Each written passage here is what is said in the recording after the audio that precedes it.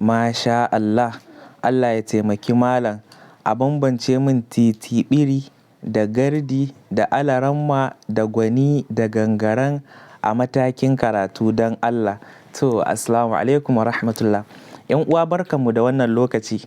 Na fahimci tambayar ɗan uwa yana tambaya a gaya mishi tsari ko mataki da ake kaiwa a tsangayance da za a ce mutum titiɓiri ko a ce masa gaddi ko alaramma ko gwani ko gangaren kamar yadda ya faɗa.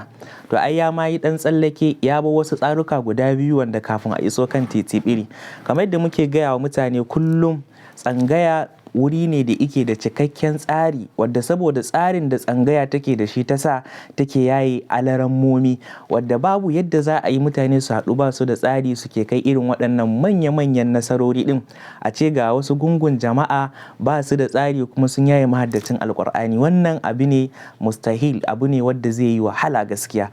Tsangaya muna da cikakkun tsarurruka na karatu, wadda idan ka kalli tsarin karatun tsangaya sai ka ce tsarin karatun zamani ma ya kwaikwayi na tsangaya ne. Abin da ya manta bai tambaya ba shine akwai matakin kotso, sannan akwai ƙolo, sannan akwai titiɓiri, sannan akwai gaddi, sannan akwai alaramma, sannan akwai gwani, sannan akwai gangaren kamar yadda ya faɗa. Gaskiya wannan lokaci, wannan bidiyo ba zai ɗauki wannan jawaban duka ba, amma insha Allahu za mu ke ci gaba daga duk inda muka tsaya. Yanzu za mu ɗauki matakin kotso da muke da shi a tsarin karatukanmu na tsangaya.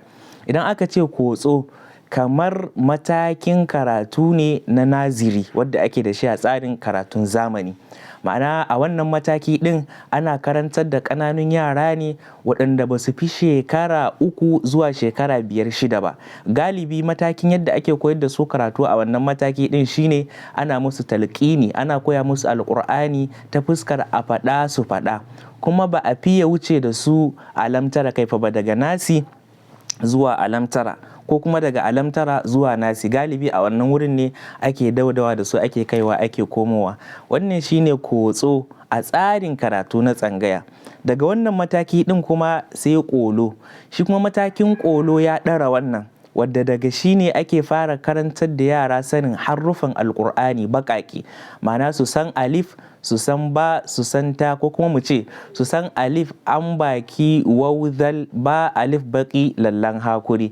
Duk da wasu ƙabilu suna koyar da wannan haruffa ɗin da yarensu.